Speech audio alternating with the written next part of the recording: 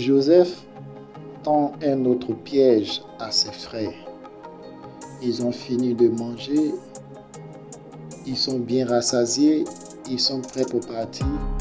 Voici que Joseph ordonne à son majordome de leur donner assez de blé, de mettre assez de blé dans leur sac, d'y ajouter l'argent, mais particulièrement pour Benjamin, qu'il ajoute sa coupe en argent, la coupe dont Joseph se sert pour boire son pain.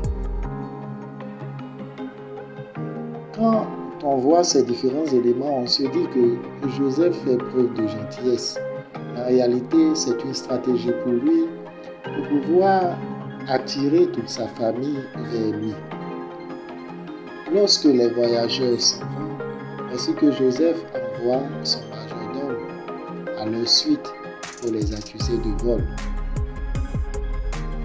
Ayant constaté alors que cette coupe se retrouvait dans le sac de Benjamin, ils ont été obligés de rebrousser chemin, revenir vers Joseph, alors que même ils avaient fait la promesse que celui auprès de qui la coupe serait retrouvée serait mise à mort et les autres seront esclaves de Joseph, tellement ils étaient sûrs que la coupe n'était pas avec eux.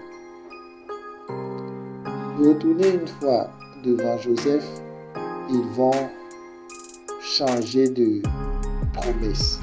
Oui, Judas va prendre la parole et va supplier Joseph, car il sait que si jamais leur frère était gardé ou même mis à mort, ce serait l'affaire pour leur père. Il va alors relater à son frère Joseph tout ce qui s'était passé lorsqu'ils sont retournés voir leur père pour leur dire que l'homme qui est en Égypte voulait qu'on vienne avec notre dernier Benjamin. Cette scène est triste. Joseph est rempli d'amour pour toute sa famille, mais il ne veut pas tout de suite se montrer. Il ne veut pas tout de suite montrer à ses frères qui il est. Il est obligé d'utiliser des moyens qui ne sont pas bons, puisque ce sont des moyens qui attristent ses frères et son père. Mais il ne sait pas comment procéder pour ne pas que non seulement les Égyptiens sachent que ce sont ses frères, mais pour ne pas aussi que tout de suite ses frères tombent dans la facilité. Et même que ses frères se mettent à le craindre, car se présenter tout de suite reviendra à dire « Vous avez essayé de me tuer, de me vendre, ça n'a pas marché. Voici maintenant, je suis premier ministre en Égypte. Vous êtes dans le besoin, je vais vous régler votre compte. » On sait que le cœur de l'homme est tourné vers la méchanceté, vers le mal de sa jeunesse. Donc Joseph est obligé d'utiliser des moyens qui vont amener ses frères à le craindre. Et c'est ce qu'il est en train de faire. Nous également, nous nous retrouvons souvent dans des situations où ceux qui nous ont fait le mal se retrouvent à notre pied. Le Seigneur n'attend pas de nous la vengeance. Le Seigneur n'attend pas que nous rendions le mal pour le mal. Lorsque celui qui t'a fait le mal revient dans une situation de faiblesse, dans une situation où il est dépourvu de tout, où tu es son seul secours, où toi seul peux lui rendre un service, le Seigneur te demande d'oublier tout le mal qu'il t'a fait et de lui faire le bien.